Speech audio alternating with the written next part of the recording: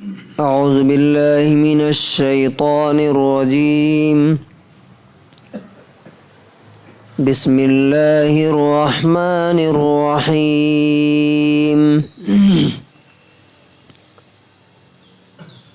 وَلِلَّهِ مَا فِي السَّمَاوَاتِ وَمَا فِي الْأَرْضِ وَإِلَى اللَّهِ تُرْجَعُ الْأُمُورُ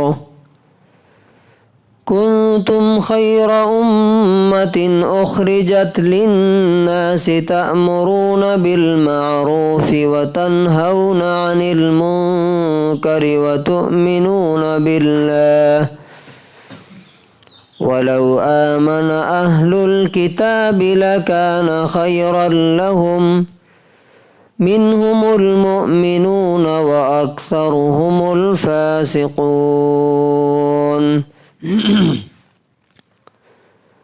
سورہ آل عمران سورہ نمبر 3 آیت نمبر 109 اینڈ 110 109 اور 110۔ آسمانوں میں اور زمین میں جو بھی ہے سب اللہ کا ہے،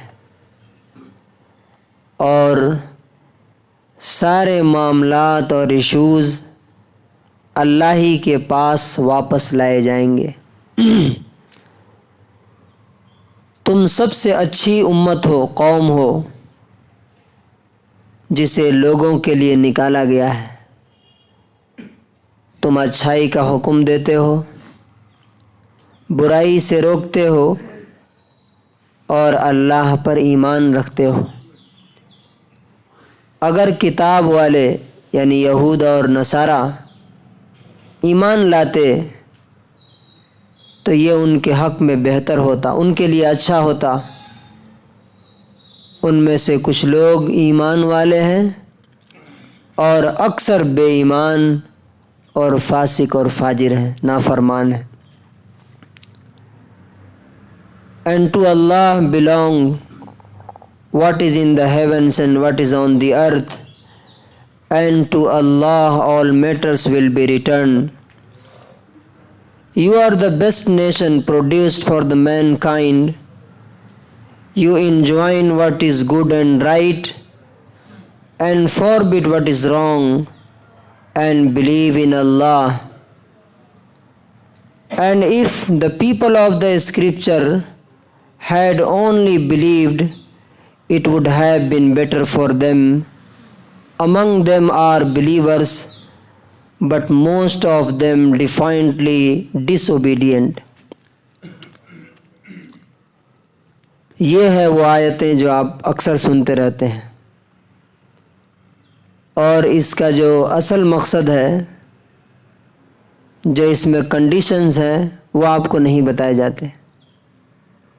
یعنی ایک طرح سے دھوکے میں انسان اپنے آپ کو رکھنا کہ میں اچھا ہوں، میں اچھا ہوں، لیکن اچھائی کی کنڈیشنز کیا ہیں ان پر پورا نہیں اترنا۔ یہ پوری قوم کے ساتھ ہو رہا ہے۔ اب اس کا ریئل اور ایکچول معنی کیا ہے، اور کتنا ایک سمجھیے کہ ایک طرح سے ڈراؤنا ہے یہ آیت۔ حضرت عمر رضی اللہ عنہ نے کہا کہ جو یہ چاہتا ہے کہ وہ بیسٹ بنے جیسا اس میں کہا گیا، اسے ان کنڈیشنز پہ پورا اترنا پڑے گا، تب جا کے وہ بیسٹ ہوگا۔ پہلی آیت میں اللہ تعالیٰ نے کیا کہا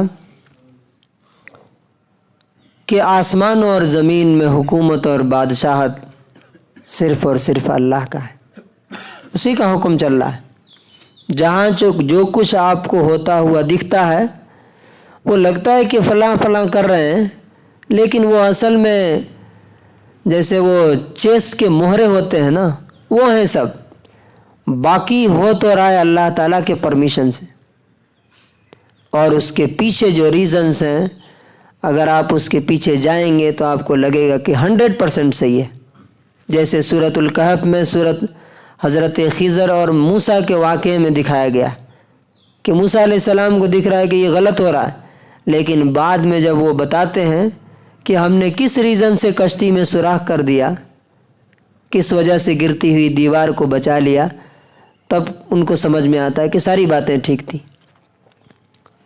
اور اللہ تعالیٰ نے کہا وَإِلَى اللَّهِ تُرْجَعُ الْأُمُورُ، دنیا میں جتنے ایشوز ہو رہے ہیں وہ سب لاسٹ میں اللہ کے پاس لے کر کے جائیں گے۔ آپ کو معلوم ہے کہ ویسے تو ابھی بھی جا رہے ہیں، فجر میں جو فرشتے لکھ کر کے ہمارا لے کر کے چلے گئے، کل عصر سے لے کے آج تک ہم نے جو کچھ بھی کیا، جو کچھ بولا، کسی کے ساتھ کیا یا اپنے ساتھ کیا، اچھا کیا یا برا کیا، فجر میں ابھی لکھ کے لے کے گئے، تو سارے ایشوز لوٹ کے جا رہے ہیں۔ یہاں تک کہ کورٹ کے فیصلے، چاہے وہ سپریم کورٹ ہو یا کوئی بھی ہو، ویسے سپریم کورٹ تو کہنا اس کو غلط ہے، سپریم کورٹ تو وہاں ہوگی قیامت کے دن، اس کے بعد کوئی کورٹ نہیں ہے۔ اصل فیصلہ، اصل ڈیسیجن تو وہاں ہوگا کہ کون صحیح تھا کون غلط تھا۔ تو اللہ تبارک و تعالی یہاں پہ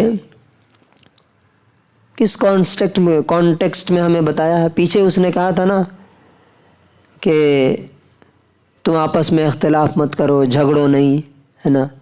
اب یہاں کہا جا رہا ہے کہ اللہ کے طرف سارے معاملے جائیں گے، تو زیادہ اس فکر میں مت پڑو، جھگڑو نہیں، میں صحیح تو صحیح، بحث مباحثہ ڈیبیٹ لڑائی نہیں، تم سمجھا دو، بات کلیئر کر دو۔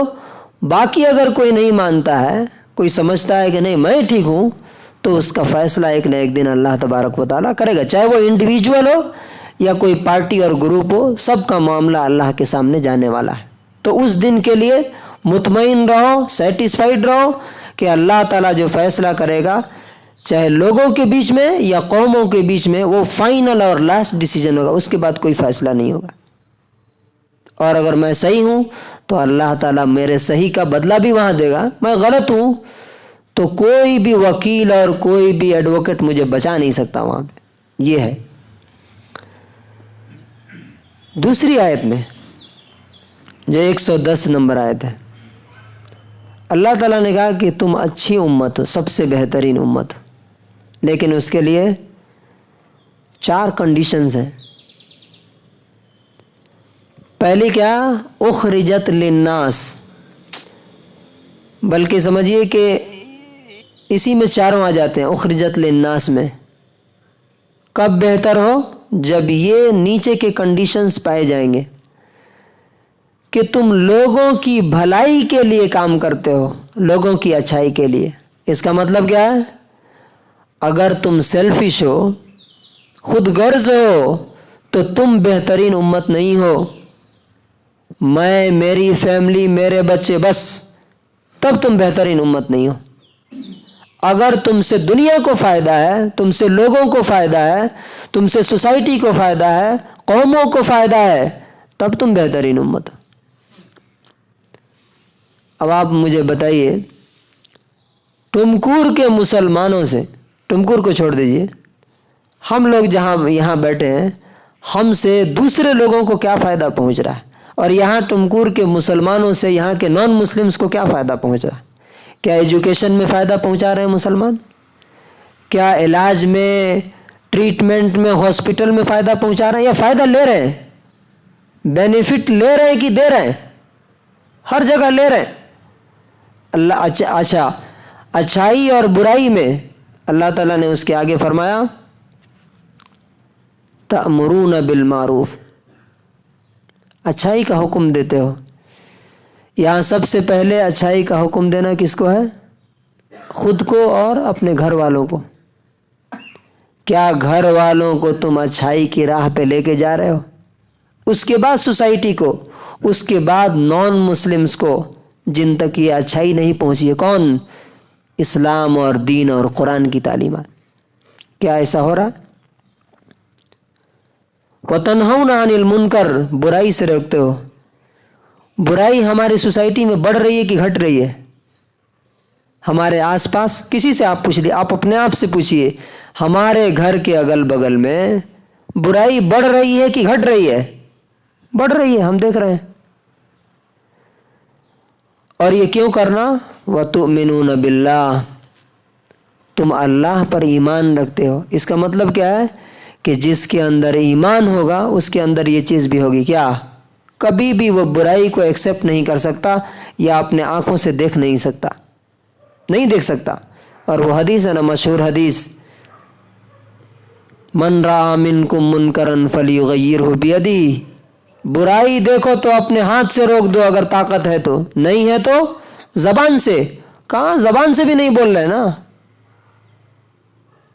اور سب سے کم کیا ہے کہ دل سے برا سمجھو. لیکن یہ سب سے لو لیول کا ایمان ہے، سب سے کمزور ایمان ہے. یہ پتہ نہیں پل صراط پر کام آئے گا کہ نہیں آئے گا، کہ گرا دے گا یہ.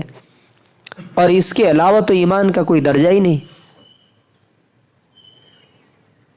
وَلَوْ آمَنَ أَهْلُ الْكِتَابِ لَكَانَ خَيْرًا لَهُمْ، اگر کتاب والے ایمان لاتے تو ان کے لیے بہتر ہوتا. کون سا ایمان؟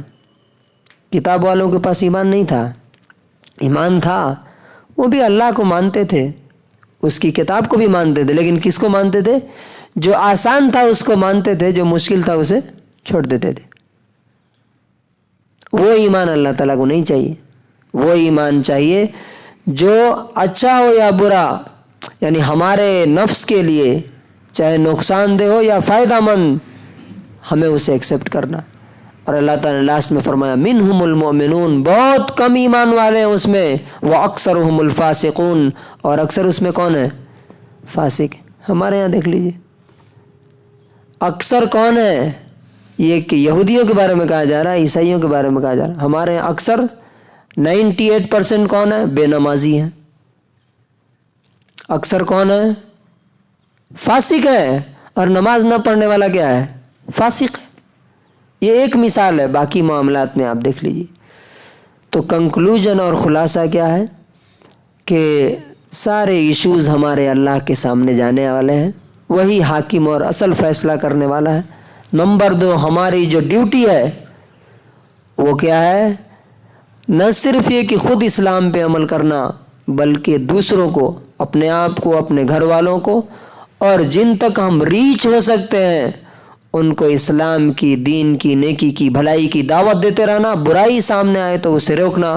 اگر یہ کریں گے تو ہمارا ایمان ایکسیپٹیبل ہے اللہ تعالیٰ کے ہاں. اگر نہیں کر سکتے، ہم لوگوں سے ڈر جاتے ہیں، سوسائٹی سے ڈر جاتے ہیں، گھر والوں کے سامنے نہیں بول پاتے، ہمارے گھر میں برائی ہو رہی ہے، تو اللہ تعالیٰ کو یہ ایمان اللہ تعالیٰ کو قبول نہیں ہوگا.